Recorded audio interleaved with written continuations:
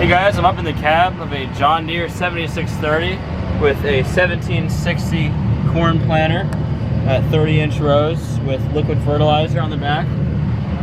We're planting into a standing cover crop here. Roger, you want to tell us about this blend and what you got here? 1 second. Okay, so the blend is similar to one that my boss used at Pioneer, and it's 90% cereal rye, 5% balança clover, and 5% tillage radish. So the tillage radishes are gone. When I got out and checked depth earlier, I could see a couple of the holes where it was. And the clover, of course, is here. It's similar because Bruce on his, he used 93% rye, I think, and he said it kept the clover down so it wasn't as thick. But the ground here has really dried off a lot. Normally in our ground with this kind of cover, it would just be a muddy, god-awful mess. But the rye is doing its job. It is pulling the moisture out. So I really can't complain about it. I'm real happy with how it come out. I planted this a little bit too thick.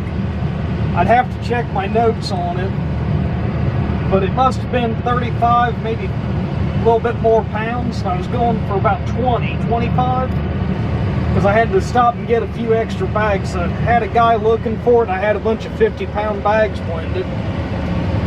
But I'm very happy with it.